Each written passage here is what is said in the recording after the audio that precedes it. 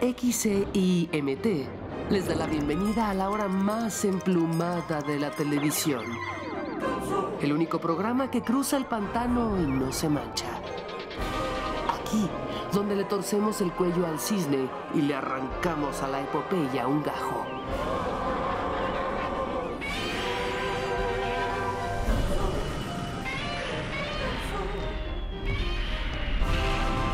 Me canso ganso. Y como conductor de esta nave del olvido, el juglar cósmico, Fernando Rivera Calderón.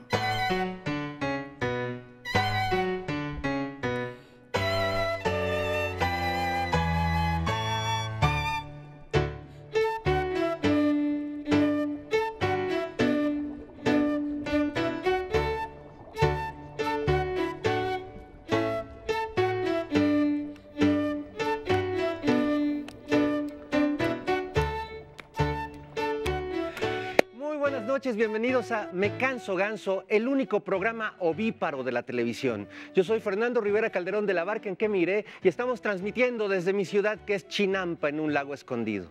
Hoy tendremos un programa colmado de letras y jazz. Estará con nosotros una mujer con una mente maravillosa que nos ilumina para entender este mundo matraca, la socióloga, escritora e historiadora Sara Sefcovic. ¡Wii!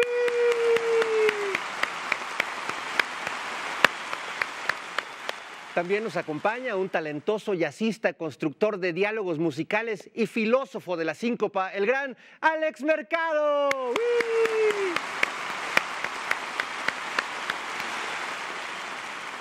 Y saludamos hasta el acuario emplumado a los músicos del Titanic, nuestros queridos Norma, Baldo y Javiolín, cuyo ritmo acalla a las trompetas del apocalipsis. Saludos, amigos.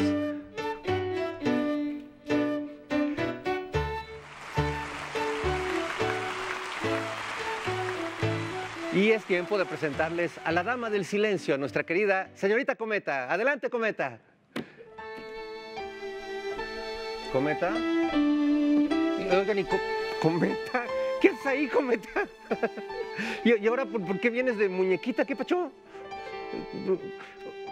Bueno, pues bueno, ahí están nuestras redes sociales. Parece que Cometa no quiere salir de la cajita el día de hoy. Ahí ya saben que nos pueden escribir a Facebook, a Instagram, a Twitter. Nos encanta leer sus comentarios y opiniones. Y bueno, pues a ver si nos enteramos por qué Cometa está en la cajita de muñeca. Pero bueno, en fin, Cometa, antes de pasar a otra cosa, hay que reconocer a un grande de las canchas. Y bueno, en Me Canso Ganso recordamos al genio, al personaje y a la leyenda del fútbol, Diego Armando Maradona, quien llevó el balompié al territorio de lo divino con el gol del siglo y la mano de Dios. Eduardo Galeano lo consideró como un prodigioso malabarista y a la vez pecador, el más humano de los dioses. Y Mario Benedetti le dedicó el poema Hoy tu tiempo es real. El Pelusa tocó fibras que van más allá del balón y que resonarán por siempre. Descansa en paz, Diego Armando Maradona, que como cantó Calamaro, fue un ángel con las alas heridas.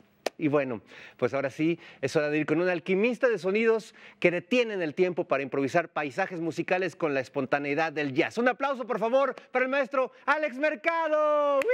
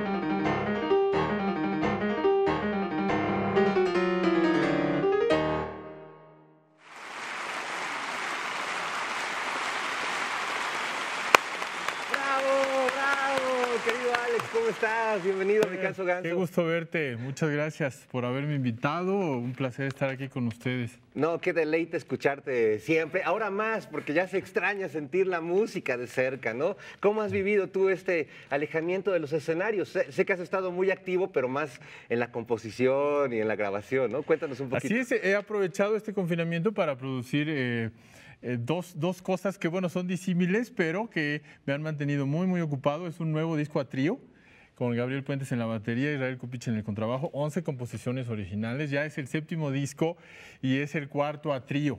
Entonces estoy muy emocionado de presentar esto, ya está a punto de salir. Y por otro lado, un libro que se llama El sublime proceso del lenguaje musical. Es un ensayo pedagógico, filosófico, sobre cómo creo que se debe de aprender, de enseñar y de vivir la música. Creo que es muy importante pensar en todas estas cuestiones. Ambos son proyectos apoyados por el Fondo Nacional para la Cultura de las Artes. Y bueno, este confinamiento me ha servido para sumergirme en este proceso creativo y poder también impregnarme de toda la inquietud que se está viviendo. De hecho, estas composiciones tratan de reflejar esta inquietud. El disco se va a llamar Exilio. Y bueno, estamos viviendo un exilio de una normalidad, unos hábitos, unas costumbres que estábamos experimentando, y ahora nos estamos viendo forzados a viajar a una nueva normalidad a la que nos tenemos que adaptar para poder subsistir. Y bueno, es una aventura, es una evolución precipitada hasta cierto punto que estoy tratando de plasmar en este nuevo disco. Es imposible crear fuera del contexto. Yo creo que el artista siempre tiene que ser portavoz de lo que está ocurriendo en la sociedad, en el mundo, y pues humildemente voy a presentar estas 11 composiciones originales en este nuevo disco que está a punto de salir. Así es que estén pendientes y muchísimas gracias. No, y está tremendo el nombre de Exilio, aunque a la vez creo que todos los artistas de algún modo tienen que exiliarse un poco de ese contexto del público, de todo, para poder crear. Es decir, partes un poco también del silencio para poder llegar a la composición. Es muy curioso, ¿no?, que la música surge del silencio y busca llegar a él. Tú has reflexionado mucho sobre ese tema. Así es, tenemos que volcarnos al mundo íntimo.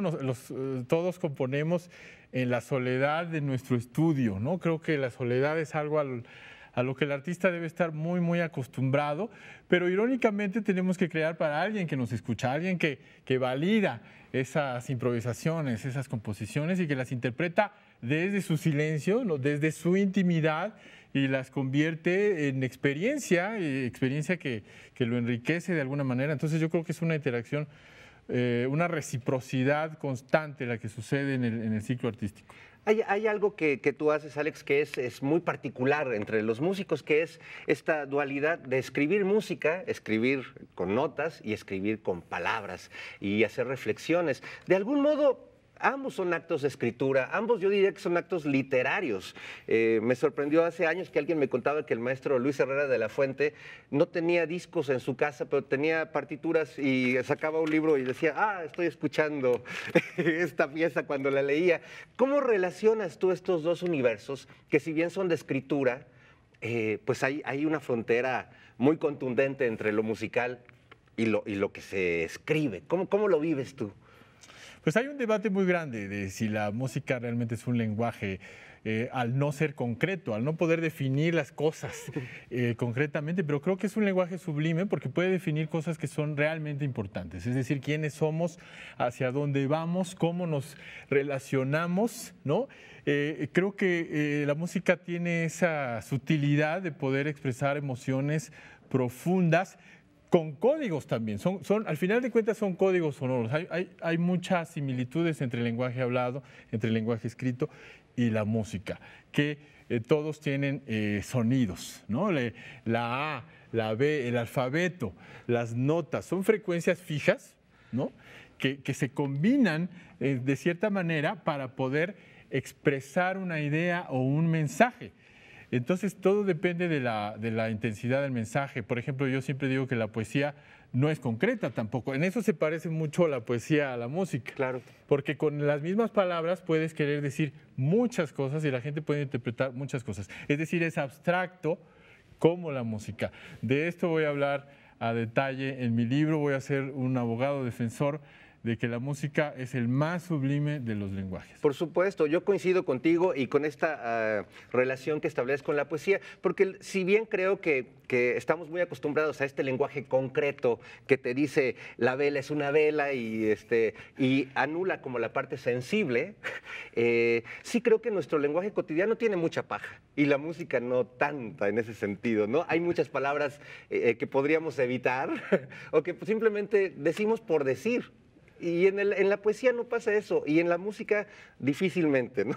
Exactamente, es que cada palabra puede ser interpretada de mil maneras. Por ejemplo, el estado de la tristeza, el estado emocional de estar triste, ¿cuántas palabras pueden expresar, cuántos sinónimos existen para ese estado emocional? La melancolía, la nostalgia, ¿no? ¿Se te ocurre algún otro? El apesadumbramiento, la pena, sí, el dolor, ¿no?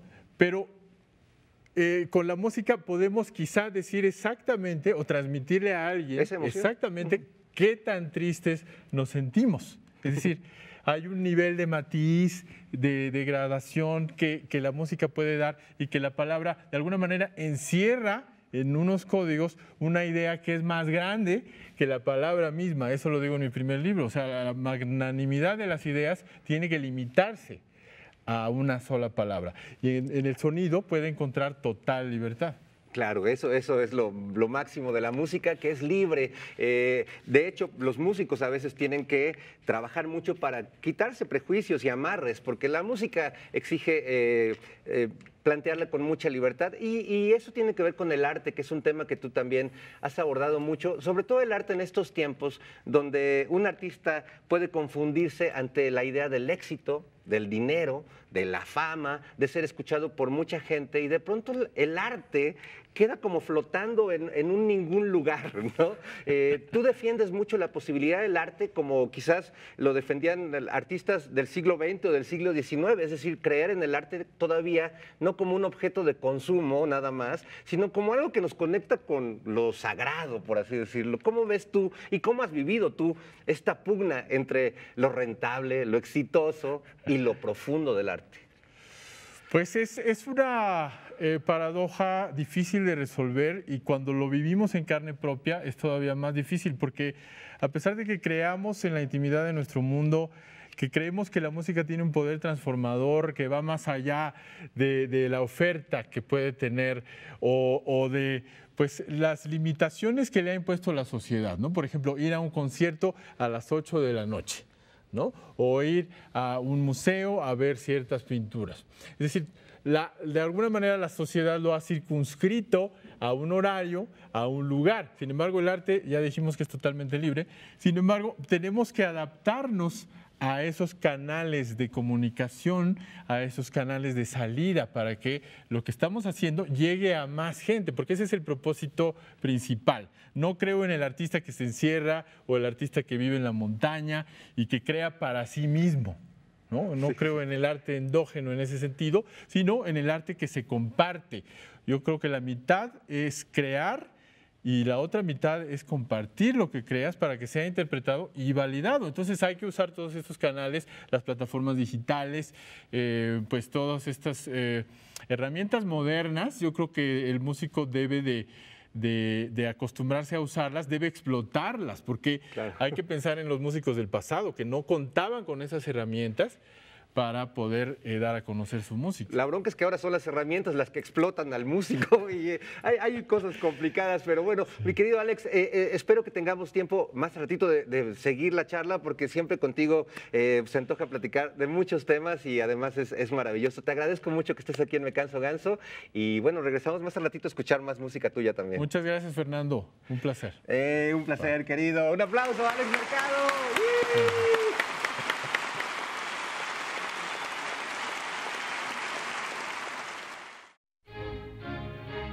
Grandes pensamientos. Somos un paréntesis entre dos nadas. Francisco Brines.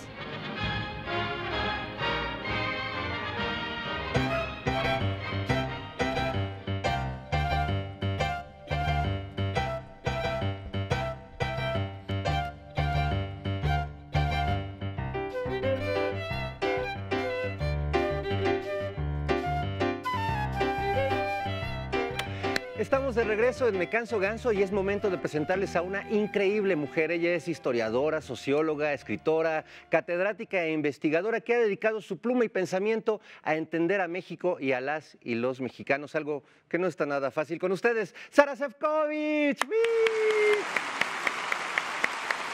Hola Sara, ¿cómo estás? Muchas gracias, aquí muy contenta de la oportunidad que me estás dando de estar con tu público que te quiere mucho y yo también. Muchas gracias, Sara. Nos da mucho gusto también verte y escucharte y sobre todo porque pues en medio de esta pandemia y de este encierro tú has publicado una nueva novela, se llama Demasiado Odio y si bien dicen que del amor al odio hay un paso, en tu caso fueron 30 años de esta novela Demasiado Amor, que fue todo un suceso editorial y creo que lo sigue siendo en México, y ahora esta, donde el hilo conductor es tu personaje, Beatriz, que, por cierto, la realidad la transforma de maneras que para quienes creíamos conocerla, pues nos sorprende mucho. Cuéntanos cómo fue este pequeño pasito entre el amor y el odio.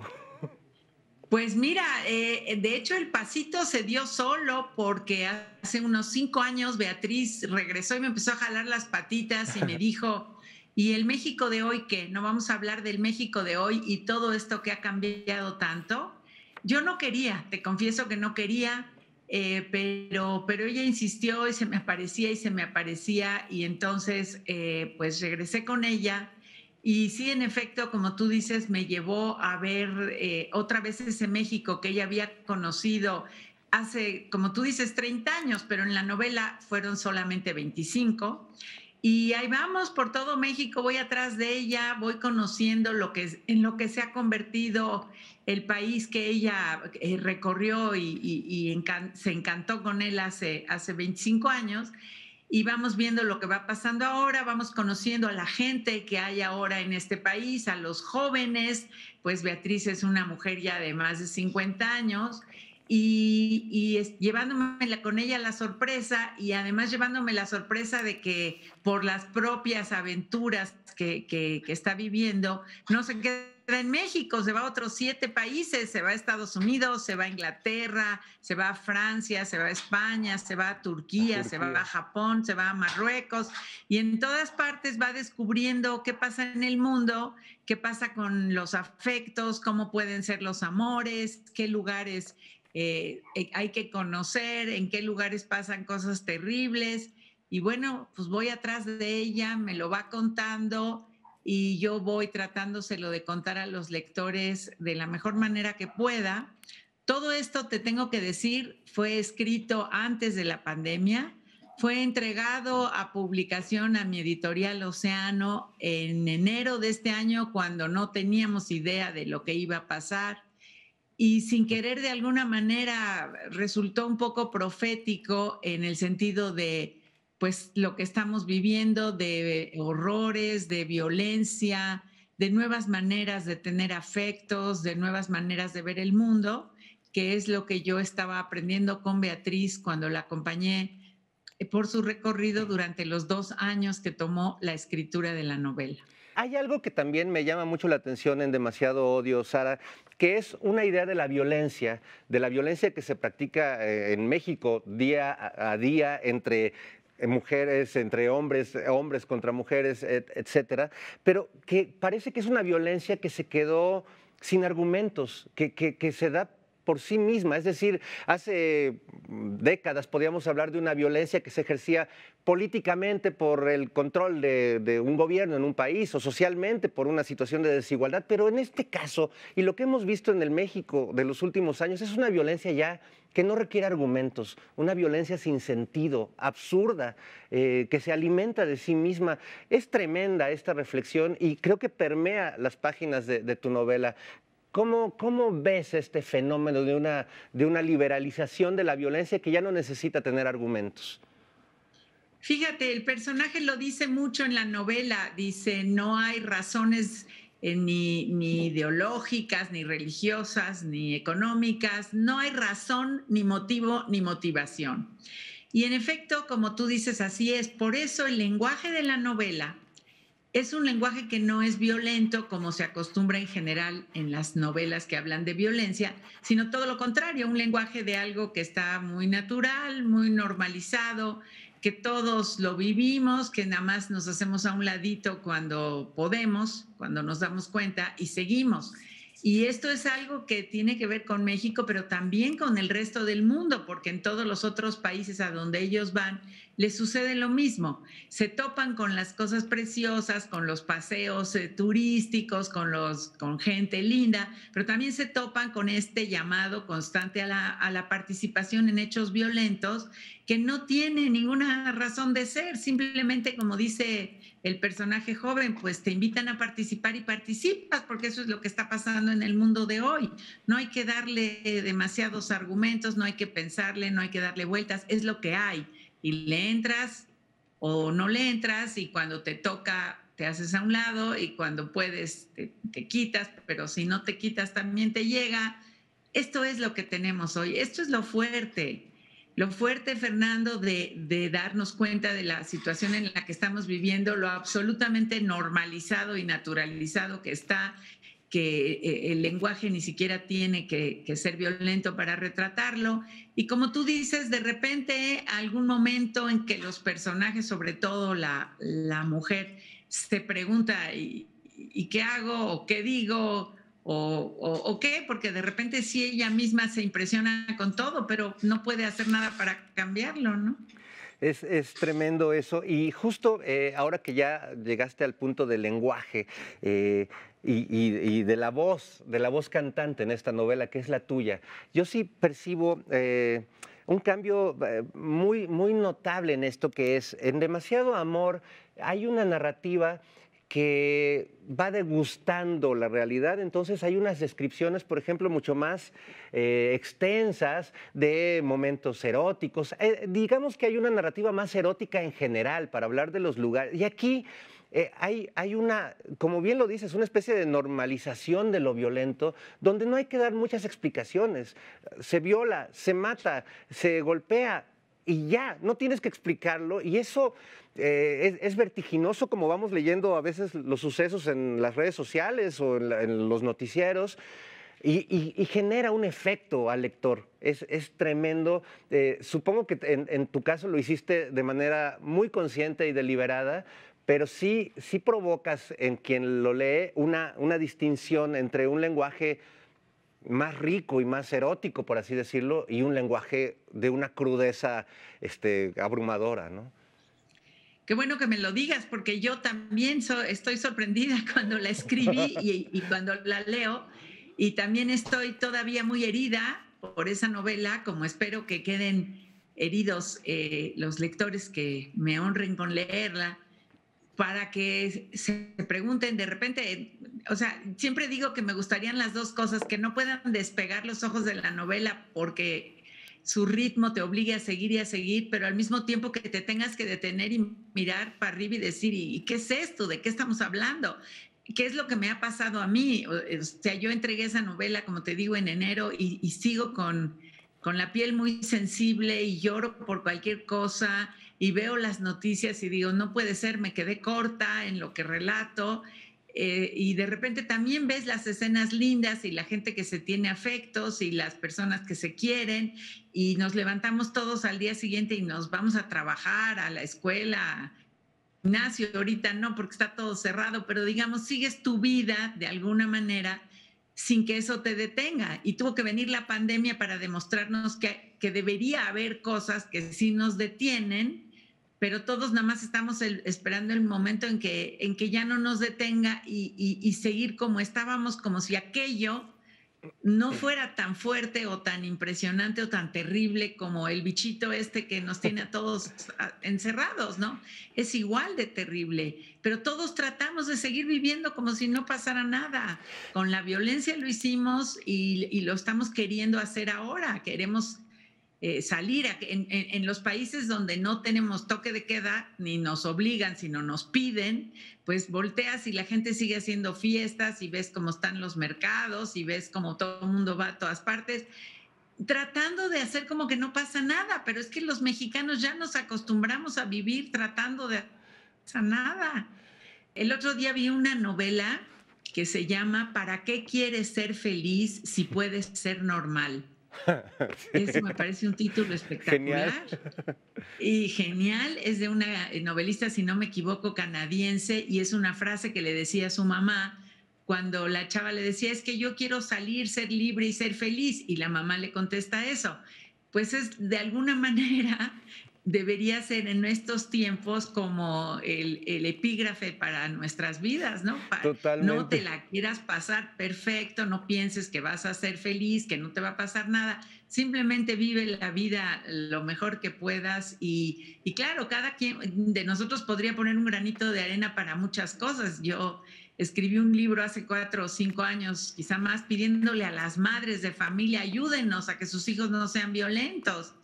Y hoy escribo una novela en donde digo, ya me di cuenta que las mamás no solo no quieren ayudar, sino que están felices con los beneficios que consiguen cuando sus hijos se portan mal. Entonces, pues ese es el mundo, ¿qué le vamos a hacer? Ay, Sara, pues con esa reflexión me quedo. Yo te agradezco mucho y te invito a que te quedes porque igual nos da tiempo de platicar un poquito más también sobre música y Gracias. arte y temas que nos relajen el espíritu con nuestro invitado musical, a quien te invito a que escuchemos uno de nuestros jazzistas consentidos en México. Lo conozco, lo admiro mucho. Tengo un hijo músico que lo admira muchísimo, así que me va a dar mucho gusto estar aquí escuchando. Pues no se hable más, un aplauso para el maestro Alex Mercado.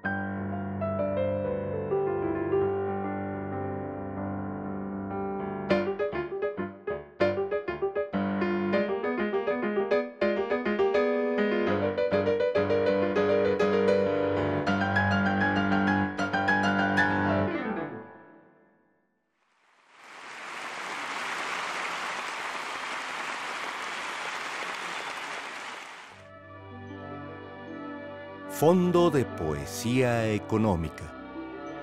El día que te besé, de Dayandi Prima. El día que te besé, la última cucaracha se murió. Las Naciones Unidas abolieron todas las cárceles. El Papa admitió a Jean Genet como miembro del Colegio de Cardenales. La Fundación Ford, con gasto enorme, reconstruyó la ciudad de Atenas. El día que hicimos el amor, el dios Pan volvió a la tierra. Eisenhower dejó de jugar al golf. Los supermercados vendieron marihuana y Apolo leyó poemas en el Parque Union Square. El día que retosaste en mi cuerpo, las bombas se disolvieron.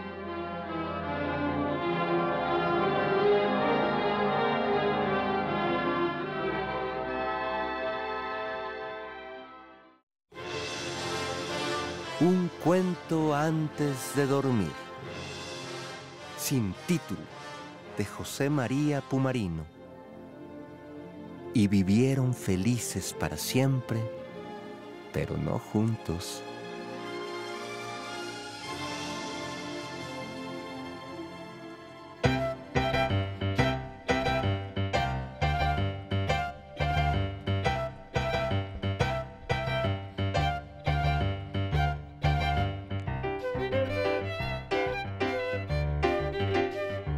Estamos de regreso en Me Canso Ganso y es tiempo de revelar el misterio de Muñequita Cometa. Resulta que fue a hacer un reportaje al Museo del Juguete Antiguo México y los directivos del museo decidieron hacerla parte de su colección. Pues ni modo, suerte en tu nueva chamba, señorita Cometa, y vamos a ver tu reportaje.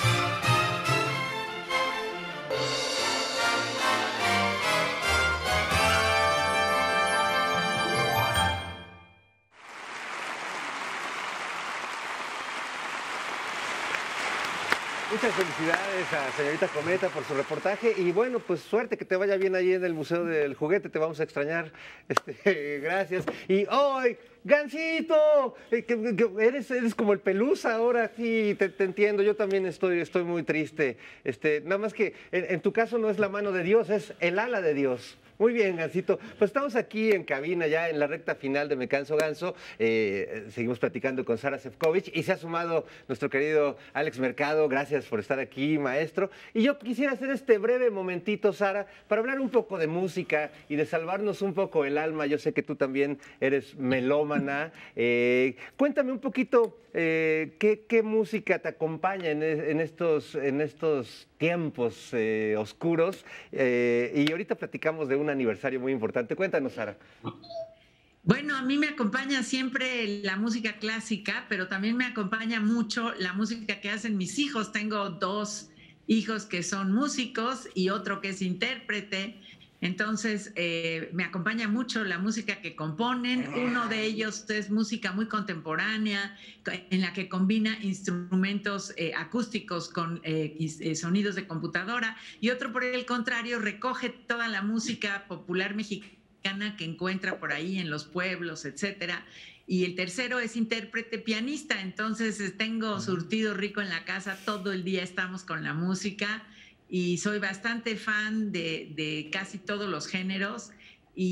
Como te comenté antes, mi hijo conoce muy bien a Alex y lo admira, y aquí por eso estoy muy contenta de que nos haya tocado juntos en este azar de tu programa, porque yo no sabía que él iba a estar aquí hoy, así que gracias, muchas gracias. Gracias, Sara. No, pues gracias y saludos a tus hijos, que siempre tener hijos músicos. Qué bueno que los tuyos tocan música clásica, porque los míos que son rockeros, de repente acaba uno un poco aturdido. Ya soy el papá que ya bájenle, ya párenle, pero bueno, siempre es una maravilla tener música en casa. Oye, Alex, y además este año pues se conmemoran 2 fechas muy importantes. El próximo 16 de diciembre vamos a celebrar los 250 años del nacimiento del maestro Beethoven, pues yo creo que el padre de la música moderna, ¿no? El que revolucionó la música y la conectó con las emociones más íntimas. Y hace poquito se cumplieron 100 años también del natalicio de Charlie Parker, este tremendo jazzista. ¿A quién le pones más veladoras? Bueno, es que yo tengo una influencia muy fuerte de la música clásica, siempre admiré a Beethoven. De hecho, yo soy pianista porque escuché Claro de Luna de Beethoven en una fiesta. Un amigo mío del béisbol, porque jugaba béisbol también, empezó a tocar, él tomaba clases y tocaba el Claro de Luna de Beethoven y me impactó la profundidad emocional de esta pieza, que bueno, ¿a quién no?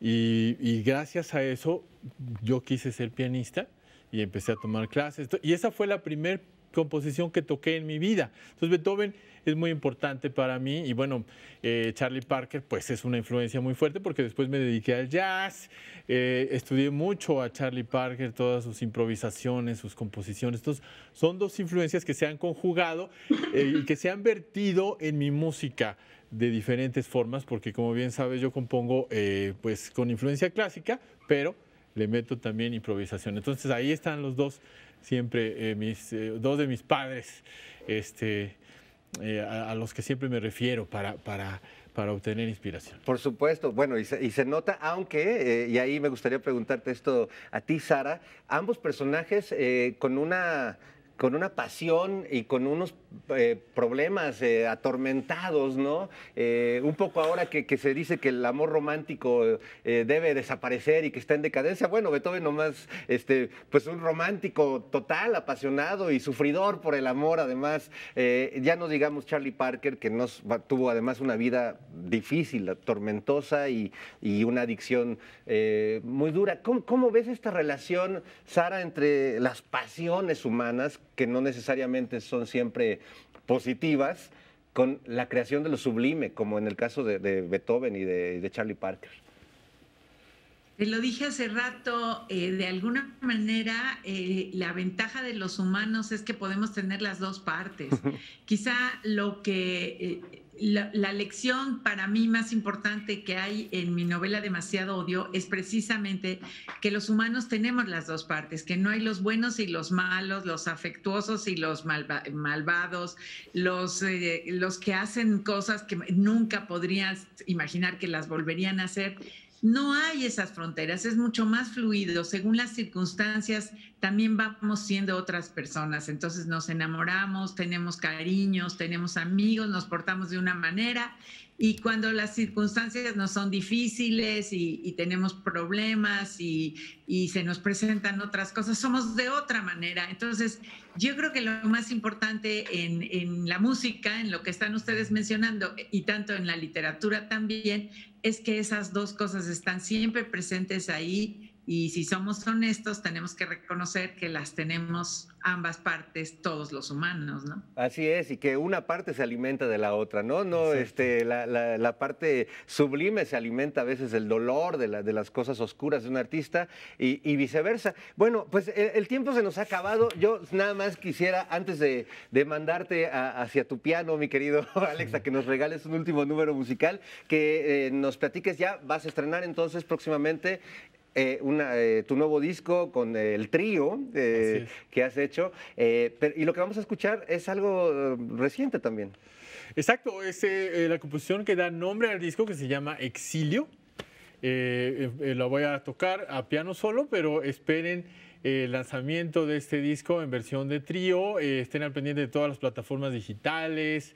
Voy a anunciar la fecha de presentación en vivo, que esperemos que se pueda hacer por el semáforo, que las condiciones lo permitan. Tú suéltala.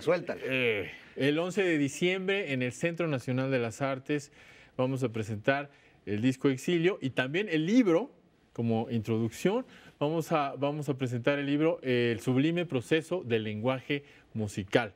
Así es que estoy muy contento de estos dos lanzamientos. Gracias por haberme permitido compartirles un poco de este nuevo disco. Muchas gracias, Sara. Te mando a saludar Claudia Quesada, que es tu fan del centro del Instituto de Literatura de Aguascalientes.